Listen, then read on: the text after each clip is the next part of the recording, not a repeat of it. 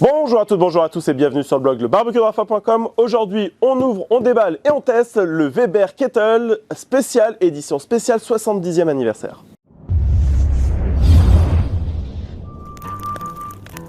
C'est tout près de Chicago que George Stephen, l'inventeur du Weber, comme ça, en 1952, donc il était assembleur de plaques dans une entreprise de métallurgie, et en fait, sur une balade en voilier sur le lac Michigan, il a vu des boules comme ça, des balises, et il s'est dit, mais ces balises, elles sont en métal, je pourrais vraiment faire quelque chose. Donc il les a pris, il les a coupés en deux, il a mis une grille, une poignée sur le dessus pour avoir de la stabilité, il a mis 3 pieds comme ça, et au début c'était vraiment pour créer un barbecue, parce qu'avant c'était que des foyers ouverts comme ça, pour protéger un peu de la pluie.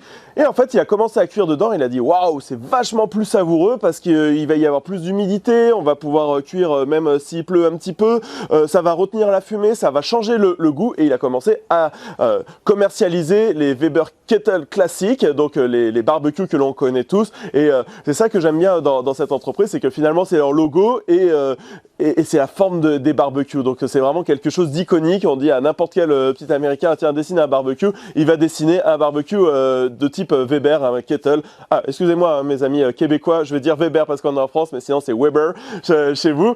Et pour l'occasion des 70 ans, donc c'était l'année dernière, puisque je vous ai dit que c'était 1952 plus 70, ça fait 2022, j'ai vu sur Instagram des couleurs absolument magnifiques de barbecue, il y avait du jaune, du turquoise, du vert, du gris, et en Europe, on n'a que la version édition spéciale 70 ans en gris que l'on va déballer et monter tout de suite. Alors vous voyez sur le packaging déjà, donc c'est l'ancienne écriture, comme ça joue vachement la carte du rétro, donc on va voir ce que ça donne. Édition spéciale 70e anniversaire. Allez, on ouvre ça. Donc l'emballage est hyper bien fait, ça bouge pas et il n'y a pas de plastique, il n'y a que du carton. Donc ça c'est déjà quelque chose que j'apprécie pas mal.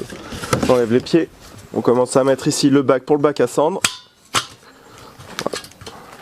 Voilà, on entend bien les clics, c'est parfait ça.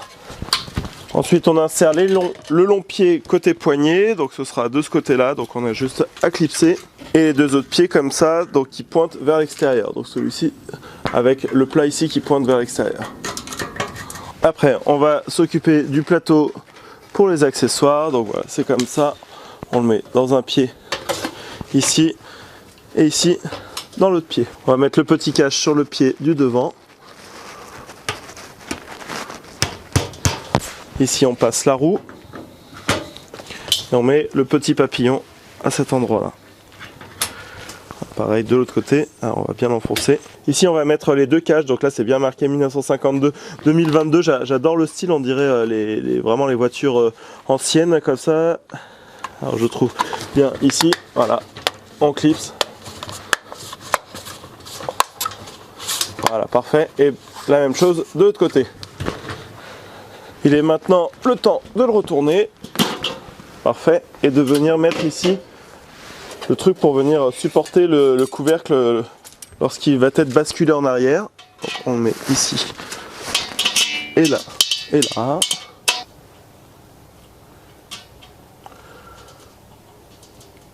Ici on va venir mettre le bac récupérateur de cendre, donc vous voyez là sur le côté il faut qu'il soit enclenché, de l'autre côté aussi, et une fois qu'il est là, regardez c'est très simple, il suffit juste de le clipser, et ensuite on aura juste à agiter ici les ailettes, à venir pincer et à l'enlever pour enlever. Ça c'est vraiment le système, et franchement j'adore, je l'utilise régulièrement et c'est top. Alors maintenant ce que l'on va faire, on va mettre la poignée. Alors je croyais que c'était du bois, mais en fait pas du tout, c'est du plastique, mais imitation bois. Alors peut-être que c'est ce qui va permettre de mieux résister face au feu et au temps, mais bon c'est une belle imitation, mais bon ça reste du plastique quand même. Allez, je mets une partie ici là, voilà, on va mettre ça là,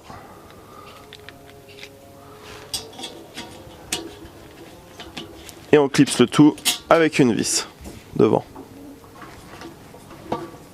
À l'intérieur, je vais pouvoir mettre la grille du coup pour le charbon. On va retrouver les paniers pour faire de la cuisson directe, indirecte, ainsi que la grille. Donc cette grille là, elle a on peut la relever pour venir mettre ici des copeaux, hein, si par exemple il y a les paniers comme ça, et le système GBS juste à cet endroit là. Allez, on s'occupe du couvercle maintenant. Ici j'ai accroché du coup cette poignée avec le petit déflecteur de chaleur, et pareil on va mettre la poignée en plastique hein, ici. Et enfin, on va mettre le thermomètre avec ses petites ailes de pilote comme ça. Alors ça c'est du métal, hein, c'est pas du plastique, donc voilà, c'est plutôt sympa. On le met ici et on va pouvoir le fixer de l'intérieur. Et c'est livré avec un petit ouvre-bouteille comme ça, alors qui pèse son poids, qui est assez joli et qu'on va pouvoir mettre ici sur le repose-accessoire. Il y a également une plaque comme ça que je trouve hyper belle. Je pense que je vais la mettre dans la cuisine, donc vous la verrez sur les autres vidéos. Par contre, s'il vous plaît, monsieur Weber, si vous m'entendez, arrêtez avec ce pot en plastique que tout le monde a dans son barbecue. On a la question 120 fois à quoi ça sert sur Barbecue-et-vous. En fait, ça sert à prendre une mesure de charbon pour venir mettre dans sa cheminée d'allumage, mais en fait ça sert à rien, personne ne l'utilise. Alors voilà, on met les doigts comme ça pour venir le prendre, personne l'utilise, c'est du plastique, ça sert à rien, on verse directement du sac de charbon dans la cheminée d'allumage et ça sert à rien, ça va être direction poubelle.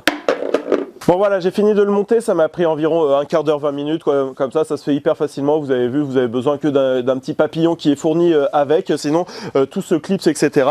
Il a quand même une super gueule, on n'a rien à dire là-dessus. Le fait que les roues soient blanches, le petit thermomètre comme ça, j'adore. Ça reprend en fait des avancées technologiques depuis ces 70 dernières années. Alors vous voyez ici, le fond plat c'est de 1958, les roues blanches comme ça c'est dès 1956 qu'on les voit.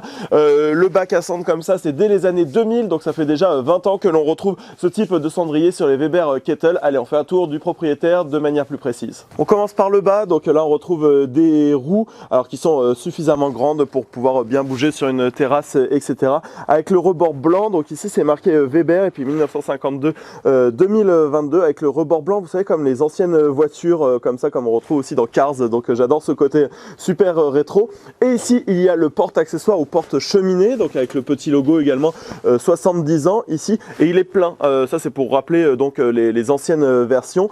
Maintenant en fait c'est juste une grille comme ça, peut-être pour alléger.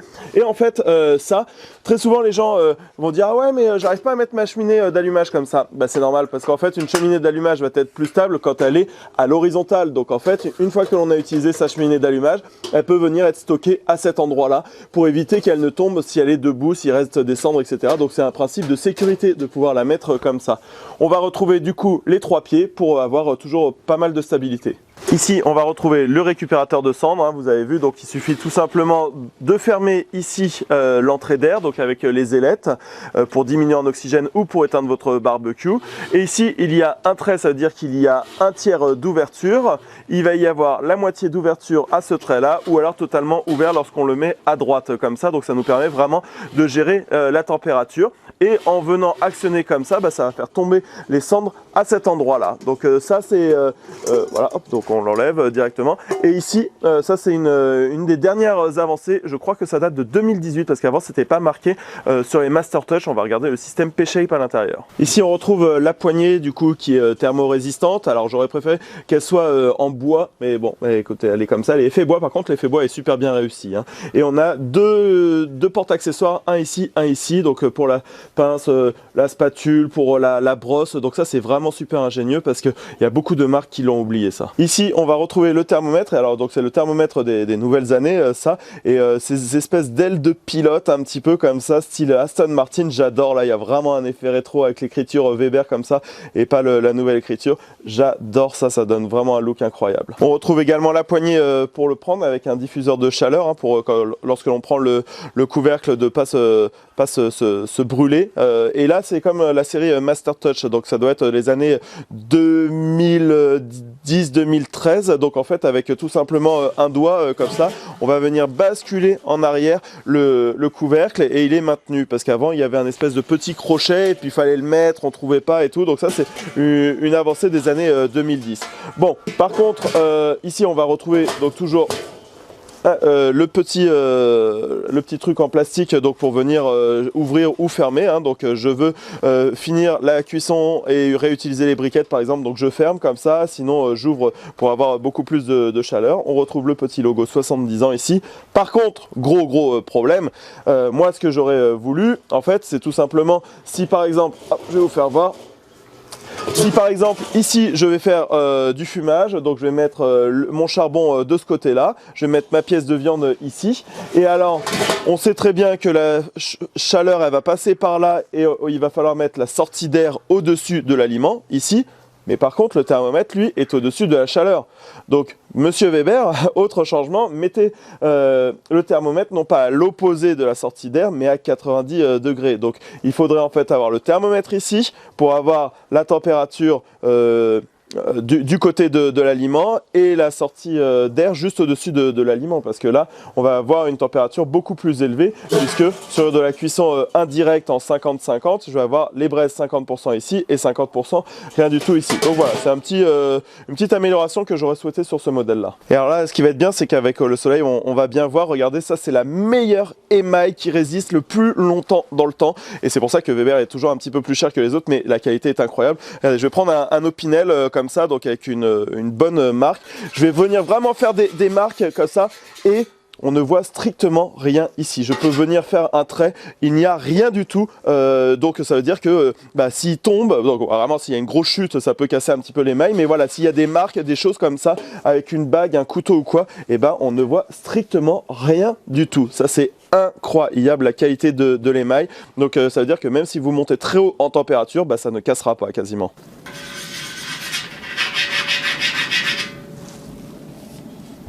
Comme je vous l'ai dit, à l'intérieur on retrouve une grille inoxydable avec ici deux poignées sur les côtés, donc voilà, pour la sortir très facilement, avec des petites charnières donc pour rajouter du bois, ça c'est très bien, et le système GBS ici. Alors moi je suis pas un super grand fan de ça, parce que je trouve toujours que finalement je vais l'utiliser pour un wok uniquement. Peut-être j'avais fait une vidéo sur le gyros comme ça, le gyros. Par contre, à chaque fois que vous nettoyez votre grille, voilà, vous voyez ça, elle peut se lever ici. Il aurait fallu une charnière ou quelque chose pour éviter ça, parce que souvent vous êtes là, elle passe en arrière et tout, c'est pas toujours super agréable. Et moi, j'aurais préféré avoir une grille entière ou avoir des espèces de petites charnières qui viennent maintenir la petite grille GBS ici, parce que finalement, j'utilise pas tant que ça. Enfin bref, à l'intérieur, on va retrouver les deux paniers. Donc là, les deux paniers qui ont des formes spécifiques, hein, je vous rappelle. La forme est faite comme ça pour faire soit du 50-50, donc vous avez vu qu'en les positionnant comme ça, 50% du charbon peut être ici et ici rien, soit de la cuisson indirecte en 3 zones, donc on va mettre notre ingrédient sur le dessus, comme ça, et la chaleur va être à droite, à gauche, et ça va faire comme dans un four à chaleur tournante. Donc ça c'est vraiment quelque chose que j'apprécie, que j'utilise très régulièrement. On va avoir la grille ici donc pour venir mettre le charbon, et ici, on va retrouver du coup les ailettes dont je vous parlais tout à l'heure pour venir actionner, comme ça va faire tomber les cendres ici. Et là on voit, donc ça c'est une amélioration du 57-70, le P-shape on appelle ça, vous voyez ici ça a une forme de P, tout simplement pour améliorer les entrées d'air et pouvoir régler à 1/3, à la moitié, à 2/3 ou ouvert totalement. Voilà, donc ça c'est une très bonne innovation pour l'entrée du flux d'air. Et à chaque fois que vous recevez un nouveau barbecue comme ça, alors bon ça arrive pas tous les 4 matins, on va pouvoir mettre du coup, hop, je vais mettre ça sur le côté, 2 allumes-feu et la cheminée d'allumage, hein. Donc ça je vous rappelle c'est le moyen le plus rapide, efficace, pas cher, ça ne demande pas d'électricité, pas de branchement, rien du tout. On va mettre ici du charbon. Ça suffit très largement, et ici du coup je vais pouvoir allumer mes 2 allumes-feu. Voilà, très bien.